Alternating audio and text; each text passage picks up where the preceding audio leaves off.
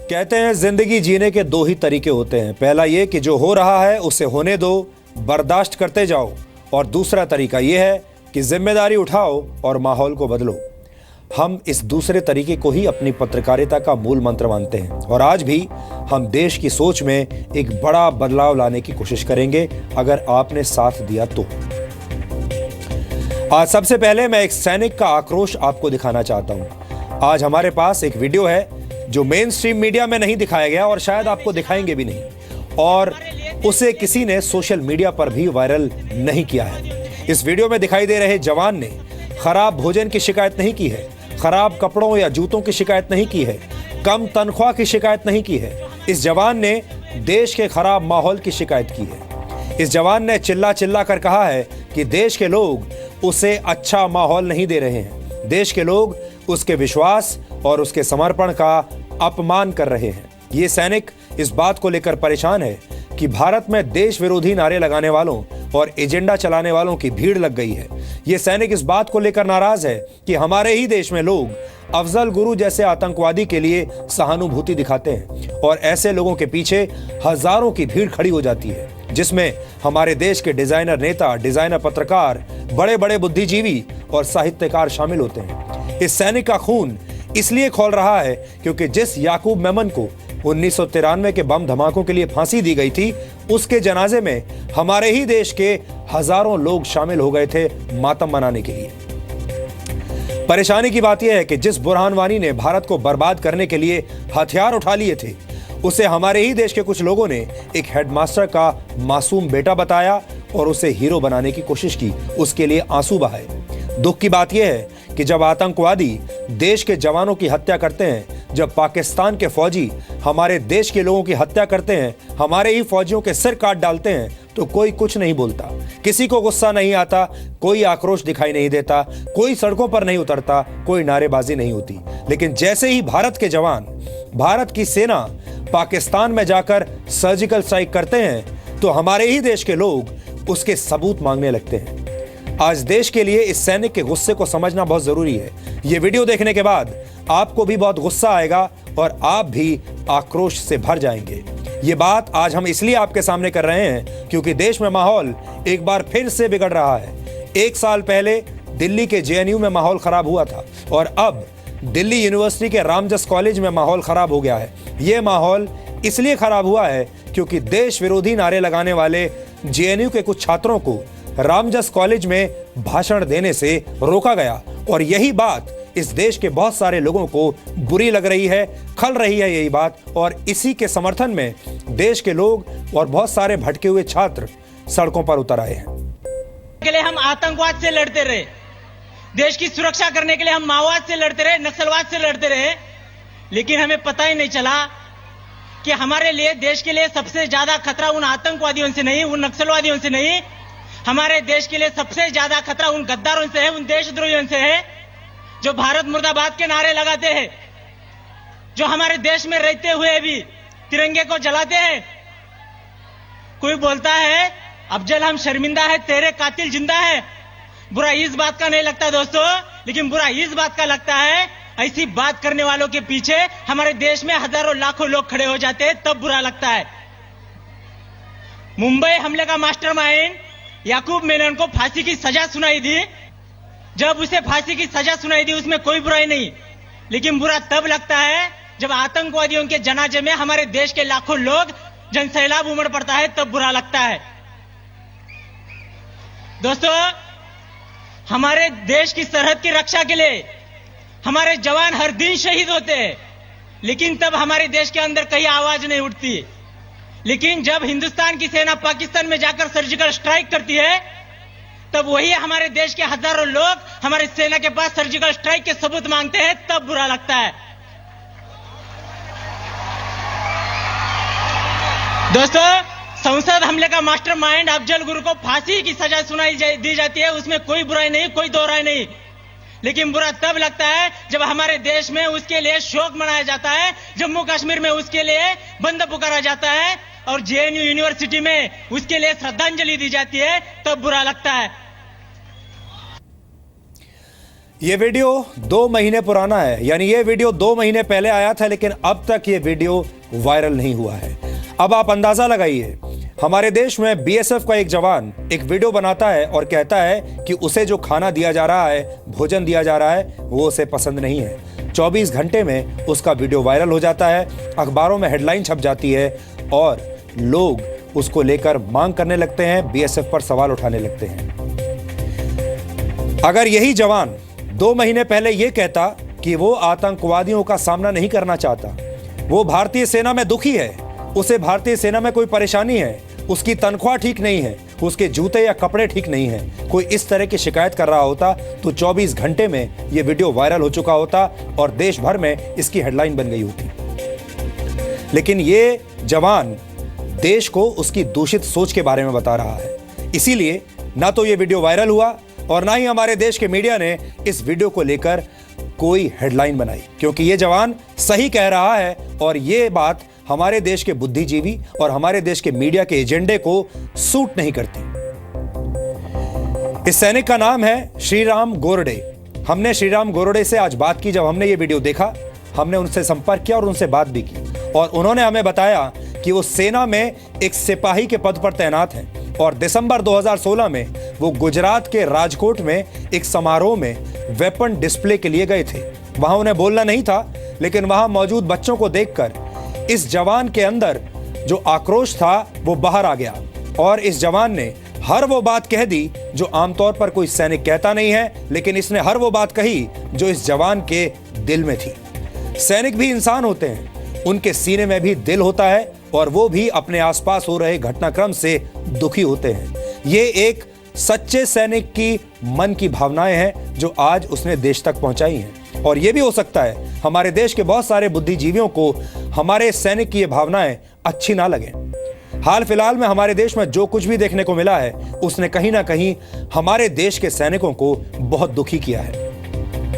JNU में देश विरोधी नारे लगाने की घटना हो या फिर दिल्ली यूनिवर्सिटी में ऐसा ही एक और अब घटना सामने आ रही है। आपने नोट किया होगा, हमारे देश में अगर कोई जवान उसे मिलने वाले भोजन की क्वालिटी पर सवाल उठा दे तो पूरे देश में चर्चाएं शुरू हो जाती हैं। टेलीविजन स्टूडियोज में बड़े बड़े डिबेट्स होते हैं और सोशल मीडिया में ऐसे जवानों के वीडियोस को वायरल कर दिया जाता है। इसमें कोई बुरी बात नहीं है, क्योंकि जवान सेना का हो या फिर अर्धसैनिक बलों का, उसे अपनी बात रखने का पूरा हक है और उसे हर तरह की सुविधा मिलनी ही चाहिए। लेकिन हमारे देश में ऐसे मामलों की रिपोर्टिंग सैनिकों की भलाई के लिए नहीं, बल्कि खास लोगों के एजेंडे को ध्यान में रखकर की जाती है और ऐसी रिपोर्टिंग करते हुए कोई सावधानी नहीं बरती जाती।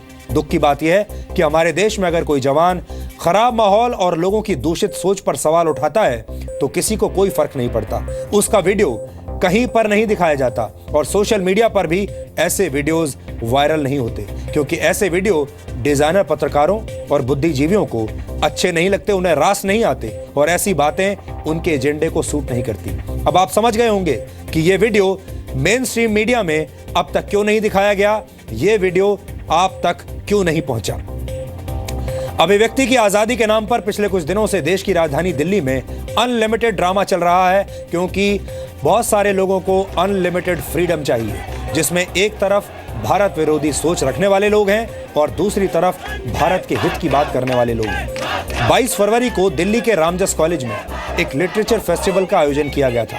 इस समारोह के लिए जेएनयू में देश विरोधी नारेबाजी के आरोप में जेल जा चुके उमर खालिद को भी बुलाया गया था। उमर खालिद को वहां पर भाषण देना था, लेकिन एबीवीपी ने इस कार्यक्रम में उमर खालिद के आने का विरोध करना शुरू कर दिया। इसी बीच ऑल इंडिया स्टूडेंट्स एसोसिएशन यानी आयसा के लोग भी एबीवीपी के खिलाफ हंगामा करने लगे। एबीवीपी का आरोप है कि आयसा के लोगों ने आजादी के नारे लगाए। इसी बात पर मारपीट हुई, जिसमें एक प्रोफेसर, कई छात्र और छात्राएं और कुछ पुलिस वाले भी घायल हुए। इसके बाद आयसा की समर्थक छात्रा ने एबीवीपी पर छेड़खानी और रेप करने की धमकी देने के आरोप लगाए। ये लड़की एक शहीद की बेटी है और उसने ट्विटर पर यह भी लिखा कि उसके पिता पाकिस्तान की वजह से नहीं बल्कि युद्ध की वजह से मारे गए थे। हालांकि इस लड़की को देश के ही पूर्व क्रिकेटर वीरेंद्र सहवाग ने ट्विटर पर उसी अंदाज में जवाब दिया। वीरेंद्र सहवाग ने लिखा कि 2 ट्रिपल सेंचुरी उन्होंने नहीं बल्कि उनके बैट ने लगाई थी। जिस तरीके से ये लड़की ये कहने की कोशिश कर रही है कि पाकिस्तान ने नहीं बल्कि वॉर ने यानी युद्ध ने उसके पिता की जान ली थी। उसी अंदाज में सहवाग ये कह रहे हैं कि इसी तरह वो ट्रिपल सेंचुरीज भी उन्होंने नहीं बल्कि उनके बैट ने लगाई थी। इसके बाद इस मुद्दे को लेकर सोशल मीडिया पर बहस होने लगी। एबीवीपी की एक छात्रा ने भी आयशा के छात्रों पर रेप की धमकी और छेड़खानी का आरोप लगा दिया। लेकिन हैरानी इस बात की है कि आज चर्चाएं सिर्फ एबीवीपी पर आरोप लगाने वाली छात्रा की हो रही हैं। जिस छात्रा ने आयशा के लोगों पर आरोप लगाए हैं उसकी कोई बात नहीं कर रहा। ये एक तरह की सेलेक्टिव रिपोर्टिंग है जो एजेंडे के तहत की जाती है। इस विचारधारा को आज हम बेनकाब करना चाहते हैं। शुरुआत में हमने सोचा था कि हम इस मामले को ज्यादा तूल नहीं देंगे और इसीलिए डीएनए में आपके सामने हमने रामजस कॉलेज के इस पूरे वाकये को आपके सामने नहीं उठाया। हमें लगा इस मामले को ज्यादा तूल नहीं देनी चाहिए, लेकिन आज हमें ऐसा लगता है कि वाकई माहौल खराब होता जा रहा है और इसलिए ये बात आप तक लानी जरूरी है। ये मामला क्योंकि अब राजनीतिक हो गया है और इसके साथ जुड़ी राजनीति को समझना भी जरूरी है। देश भर के तमाम लोग, तमाम पार्टियां, नेता अब इस मामले में कूद पड़े हैं और जिन लोगों को इस पूरे मामले में राजनीति करनी है, हर बार की तरह वो लोग भी उन लोगों के साथ जाकर खड़े हो गए हैं। वो नेता और बुद्धिजीवी उन छात्रों के साथ खड़े हो गए हैं जिन्हें अनलिमिटेड फ्रीडम चाहिए, जिन्हें भारत विरोधी नारेबाजी करने की आजादी चाहिए। राजधानी दिल्ली में न जाने कौन सी आजादी के लिए संग्राम हो रहा है।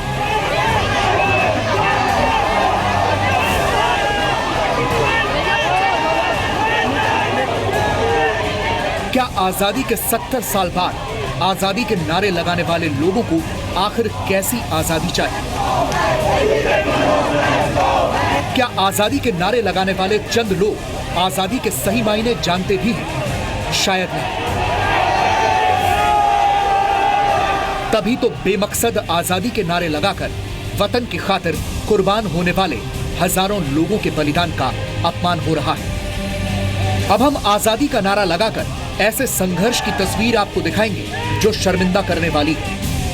दिल्ली यूनिवर्सिटी के कैंपस से लेकर सोशल मीडिया तक कथित आजादी के समर्थकों ने मुहिम चला रखी। आजाद देश में खुलकर रहने और अपने मन की करने वाले कुछ लोग मनमानी पर उतर आए, मगर अभिव्यक्ति की आजादी के नाम पर उनकी मनमानी नहीं चलेगी और ये बात सरकार ने भी साफ कर दी है। अभिव्यक्ति का आजादी होता है, लेकिन इसका मतलब ये नहीं कि आप देश को टुकड़ा करने का नारेबाजी लगाएंगे, आप अफजल गुरु को सपोर्ट करेंगे, आतंकवादियों को सपोर्ट करेंगे। ये अभिव्यक्ति का आजादी नहीं होता है। आजादी हर किसी को आजादी है, लेकिन जब भारत देश है तभी तो आपको यहाँ पे आजादी मिला हुआ है। भारत के जो आसपास के पड़ोसी देशों से जितने लोग वहाँ मार खा के तकलीफ झेल करके जो हिंदुस्तान में आया है, क्योंकि उसको लगता है कि हिंदुस्तान में ही आपको जो पनपने का जो मौका मिलता है, जो शरण मिलता है, उसमें ही शांति है। लोग क्यों आते हैं हिंदुस्तान? इसलिए अपने देश में इस देश का नमक खा करके इस देश को गाली देने का काम कोई भी ना करे। दिल्ली में रामजस कॉलेज में की घटना के बारे में मैंने पुलिस कमिश्नर से स्वयं बातचीत की है और ये मैंने कहा है कि पूरी सावधानी बरती जाए वो और कहीं पर भी किन्हीं छात्रों के साथ कुछ गड़बड़ी न हो। देश के गृह मंत्री और गृह राज्य मंत्री को यह कहने के लिए मजबूर क्यों होना पड़ा, ये जानने के लिए आपको कुछ तस्वीरें दिखाते हैं। सोशल मीडिया पर एक शहीद की बेटी ने पोस्टर के साथ तस्वीर डाली है। आरोप लगाया कि उसके साथ छेड़खानी की गई। उसका आरोप है कि एबीवीपी के लोग रेप की धमकी दे रहे हैं। मैं दिल्ली विश्वविद्यालय में पढ़ती हूँ। मैं एबीवीपी से नहीं डरती। मैं अकेली नहीं हूँ। भारत का हर छात्र मेरे साथ है। इसके जवाब में भी एक दूसरी लड़की ने भी सोशल मीडिया पर पोस्ट शेयर की। उसका आरोप है कि उसके साथ भी छेड़छाड़, रेप की धमकियां मिल रही हैं, मगर यह धमकी आयशा के लोग दे रहे हैं। यानी एक लड़की एबीवीपी पर आरोप लगा रही है और दूसरी आयशा पर। दोनों ही छात्र संगठन है और दोनों के बीच एक अघोषित जंग चल रही है। अब देखिए दोनों लड़कियां क्या कह रही हैं। सिंपल सा दिन था, मैं अपने कॉलेज से वापस आई और मुझे पता चला कि मेरी खुद की सहेलियों को फिजिकली असॉल्ट किया गया है रामजस के प्रोटेस्ट पर। फिजिकली मेरे और भी कुछ friends and my other students from the university people that I know were physically assaulted and women were given rape threats. Social media पर, फोन पर, मेरे फेसबुक मैसेंजर पर और बहुत गंदी गंदी बातें लिखी गई हैं और मुझे कहा जा रहा है कि मैं एंटी नेशनल हूँ।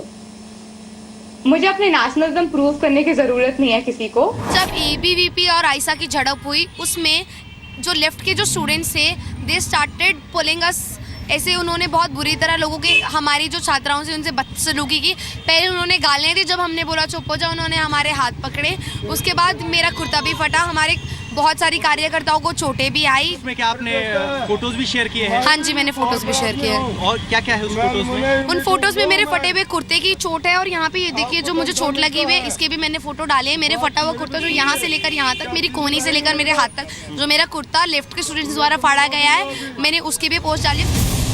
इन दोनों लड़कियों का नाम और चेहरा हम आपको नहीं दिखा सकते क्योंकि दोनों का दावा है कि उनके साथ छेड़खानी हुई है, मगर आपको दिखाते हैं कि सोशल मीडिया पर इन दोनों लड़कियों के आरोपों को लेकर किस कदर हंगामा मचा है।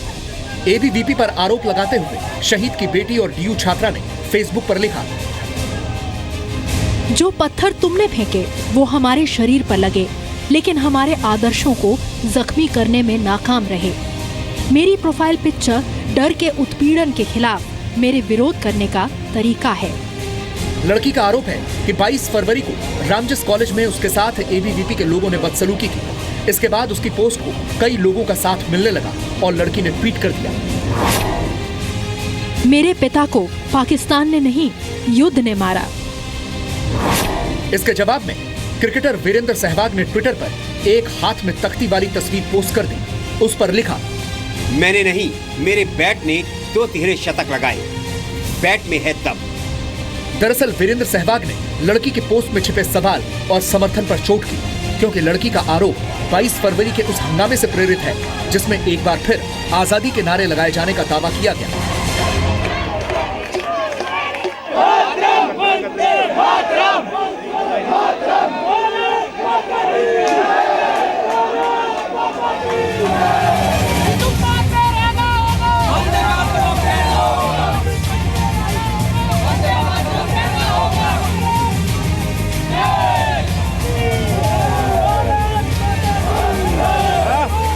इस सब हंगामे के बीच दिल्ली यूनिवर्सिटी में 180 फीट की तिरंगा यात्रा निकाली गई।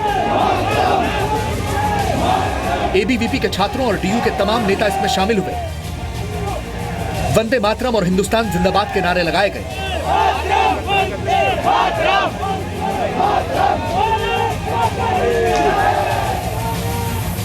ये तिरंगा यात्रा एक खास मकसद से निकाली गई।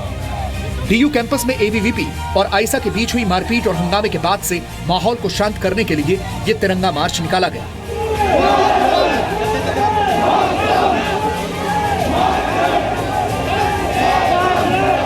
किस बात को लेकर आज ये मार्च है आपका? जो ये मार्च निकाली है रामदास के न्यूट्रल स्टूडेंट्स प्लस डूसू ने मिलकर निकाली है और हम ये चाहते हैं इस मार्च के माध्यम से ये बताया जाता है रामदास कॉलेज के अंदर देशद्रोही विरोधिता नहीं सही जाएगी। अच्छा, ये बात शांति की जा रही थी, तो क्या शांति बात 20 मार्च की थी, तो क्या शांति भी एक एजेंडा है या संदेश देना चाहते हैं? शांति के साथ संदेश दोनों हमारा एजेंडा है कि शांति बनी रहे कैंपस में। इस यात्रा को देखने वाले छात्रों से जी मीडिया संवाददाता ने बात की। जरा गौर से देखिए इस यात्रा को लेकर इन छात्रों का क्या कहना है। जेएनयू में जो हुआ वही वो लोग रामजस में भी करना चाह रहे हैं। जेएनयू जिस वजह से थोड़ा सा उसके ऊपर बुरा प्रभाव पड़ा वही यहाँ रामजस में भी आ रहा है और वो लोग ऐसे नारे लगा रहे हैं कि रामजस में आज़ादी चाहिए। आज़ादी किस चीज़ की आज़ादी नहीं है रामजस में? रामजस में हर तरह की आज़ादी है। मतलब इंडिया को लेके ही नारे दे रहे थे कि आज़ादी चाहिए, हमें आज़ादी चाहिए। वो बोल रहे थे सिर्फ आज़ादी आज़ादी, पर ये नहीं बोल रहे थे किस चीज़ की आज़ादी, जबकि हर चीज़ की आज़ादी तो मिली हुई है। जिसने हमारे देश के लिए इतने देशद्रोही नारे लगाए उसको क्यों बुला रहे हैं हमारे कॉलेज में? कश्मीर के नौजवान संघर्ष करो। चिंता की बात यह है कि सोशल मीडिया से लेकर डीयू कैंपस तक देशद्रोह और वतन परस्ती को लेकर यह जंग नई नहीं है।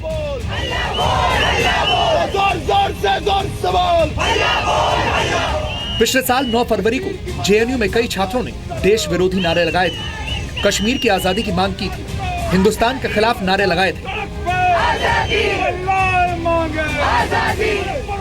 इसके बाद इस साल 22 फरवरी को एबीवीपी और आयशा के बीच मारपीट हुई। आरोप लगाया गया कि आयशा की ओर से आजादी के नारे लगाए जा रहे थे और इसी को लेकर मारपीट हुई। जवाब में 27 फरवरी को एबीवीपी ने तिरंगा मार्च निकालकर शांति और देशभक्ति की अपील की। अब इस मुद्दे पर देश की सियासी पार्टियां भी आमने सामने हैं। कि संविधान में बोलने का अधिकार सबों का है, उसका हम सम्मान करते हैं, लेकिन देश को एक बात तो सोचनी पड़ेगी कि बोलने की आजादी का मतलब है यह भी कहना कश्मीर को भारत से अलग कर दिया जाए, बस्तर को आजाद कर दिया जाए, भारत के टुकड़े कर दिया जाए। यह है बड़ा सवाल। The violence which took place in Ramjas College and the attempts to justify that violence by senior functionaries of the government is both fascist and it displays the arrogance of power. DU में जो कुछ हुआ वो ठीक वैसे ही सियासी रंग लेता जा रहा है जैसा कि पिछले साल जेएनयू में हुआ था, और इस बढ़ते विवाद को प्रोफेसर, यूनिवर्सिटी, छात्र और देश के लिए अच्छा नहीं मानते। है जिसपे सेडिशन के चार्ज है, देशद्रोह का चार्ज है। ऐसे आदमी को बुला के विश्वविद्यालय में नौजवानों को क्या सीख देना चाहते हैं आप? जो है आप सरकार का विरोध कीजिए, सरकार की पॉलिसी का विरोध कीजिए। हम ऐसे एलिमेंट्स को जो है ऐसा कहीं भी प्लेटफॉर्म ना दें जो जिससे कि वो यंग माइंड्स को गलत तरीके से इन्फ्लुएंस कर सके। छात्रों को, युवाओं को ये बहुत कष्ट होता है ऐसे नारों से। वो बिल्कुल स्पष्ट हैं कि ये बहुत गलत है, ये देशद्रोह है। वो युवा कौन है जो ये कर रहे हैं? उनको बुलाया गया केवल जो है राष्ट्र विरोधी नारे लगाने या राष्ट्र को विरोधी ताकतों को मजबूत करने के लिए उनको बुलाया गया। डीयू कैंपस से लेकर कभी देश विरोधी आवाजें सामने नहीं आई। दिल्ली पुलिस और केंद्र सरकार हालात पर नजर रखे हुए है, मगर सवाल यह है कि जेएनयू से निकली देश विरोधी आवाज अगर डीयू में गूंजी तो उसके पीछे असली गुनहगार कौन है? पवन नारा, जी मीडिया, दिल्ली।